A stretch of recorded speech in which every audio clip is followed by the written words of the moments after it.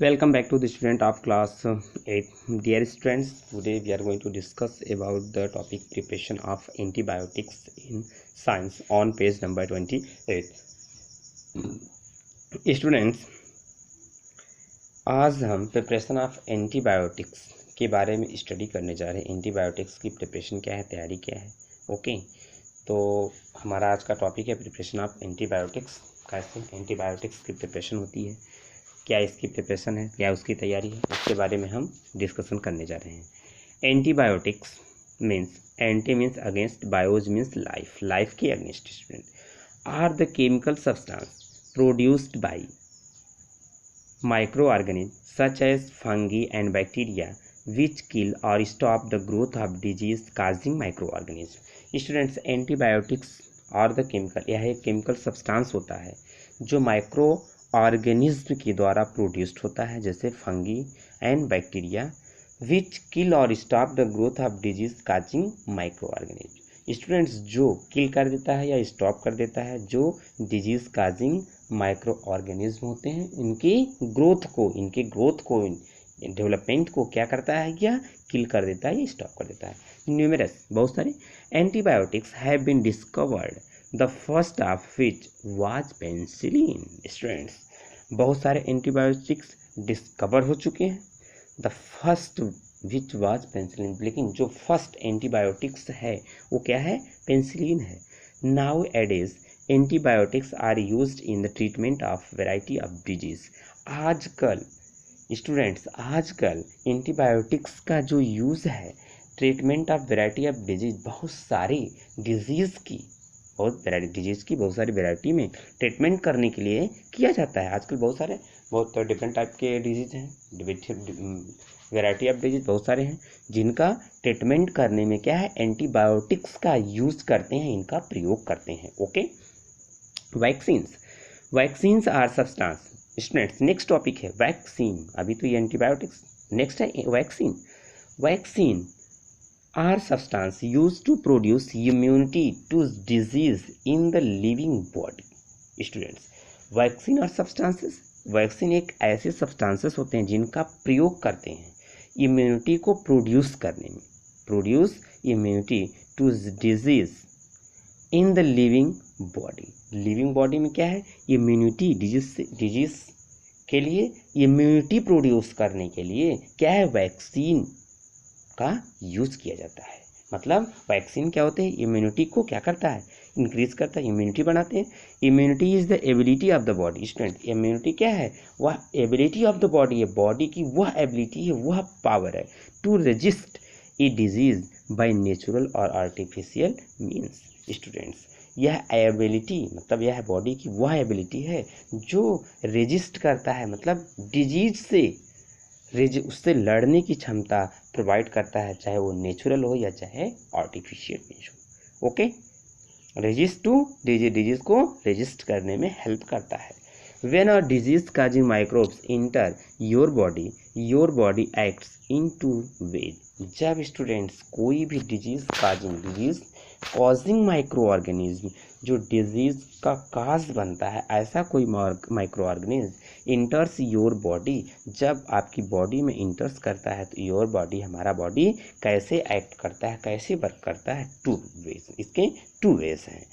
Some white blood cells reach the invading microorganism and eat them. Students, कुछ जैसे यहाँ figure में आप देख रहे हैं ना नीचे, कुछ ऐसे वाइट ब्लड सेल्स होते हैं जो इन्वेडिंग माइक्रो, जो आक्रमणकारी हमलावर होता है हमारे बॉडी के ऊपर, उसके पास पहुंचता है एंड ईट देम, और उसको खा जाता है। जैसे फिगर 2.11 में देख रहे हैं आप, some white blood cells produces chemical called antibody to fight the invader and some white blood cell, और कुछ वाइट ब्लड सेल्स होते हैं जो क्या है, केमिकल सब्सटेंस को प्रोड्यूस करते हैं जो इन्वेडर से क्या है, इन्वेडर से फाइट करने में हेल्प करता है, वो इन्वेडर से लड़ने में मदद करता है।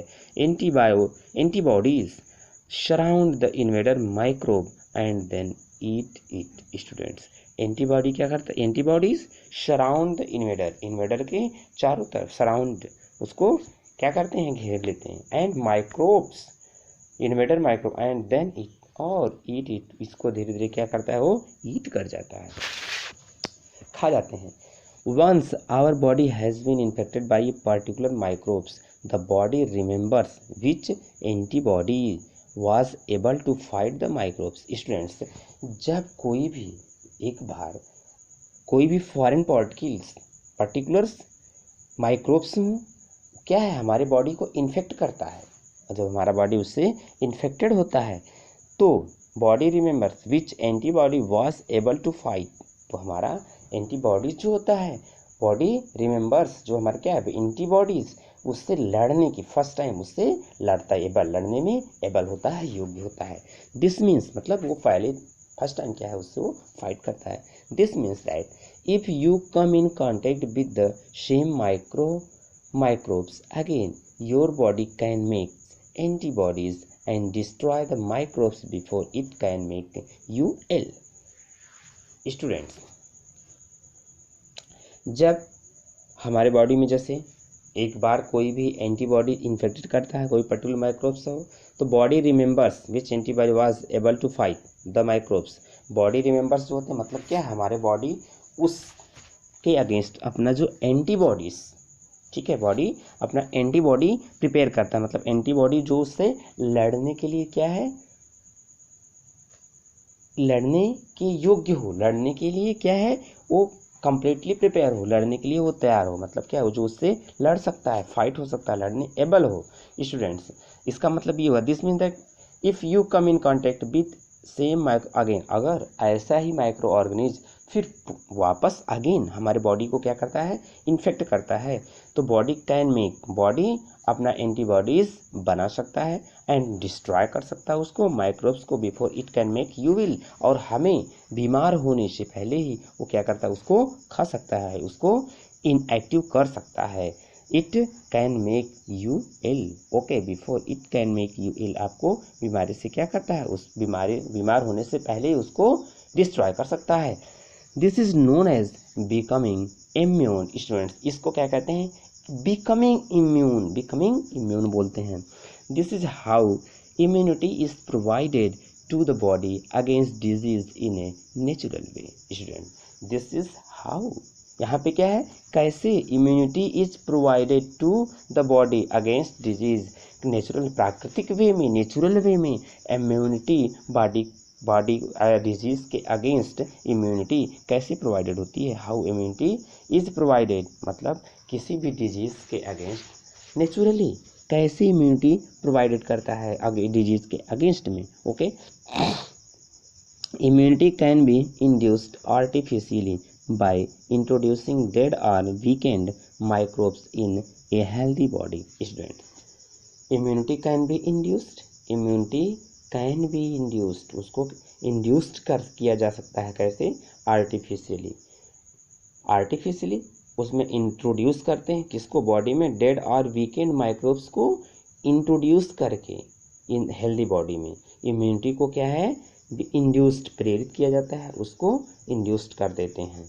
The body fight and kill these microbes by producing suitable antibodies. Student, अब जो होता है बॉडी फाइट करता है, किल करता है किसको, ऐसे माइक्रोब्स को, बाय प्रोड्यूसिंग सुटेबल एंटीबॉडी, मतलब उसके सुटेबल एंटीबॉडी को प्रोड्यूस करके, मतलब क्या करता है, बॉडी फाइट कर सकता है किससे, माइक्रोब से।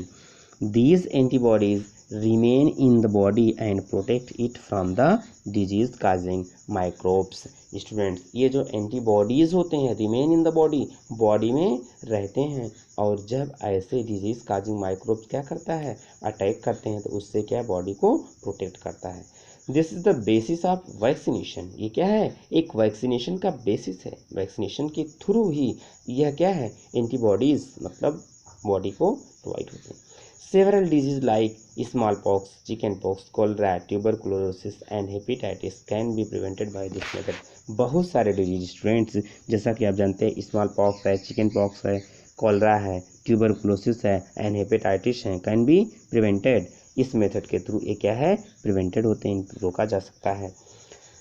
That is why in your childhood that is why in your childhood, जैसा कि क्या है आप देखते हैं अपने बचपन में क्या है आपके, दैट इज वाई, क्योंकि आपके चाइल्डहुड में यू वेयर गिवन इंजेक्शन और oral vaccine to protect your from several disease such as measles, polio, diphtheria, tetanus and typhoid. Students क्या है चाइल्डहुड में, बचपन में ही यू वेर गिवन, आपको क्या है ये दिया जा चुका है, इंजेक्शन ये दिए जा चुके हैं, क्या चाहे वो ओरल वैक्सीन हो, to protect your oral vaccine to protect, जैसे क्या है ओरल वैक्सीन दी जाती है जिससे वो प्रोटेक्ट करता है किससे, मीजल से, पोलियो से, डिप्थीरिया से, टिटनेस से एंड टाइफाइड से। ओके फ्रेंड्स, स्टूडेंट ये क्या रहा, immune system, vaccine and antibodies.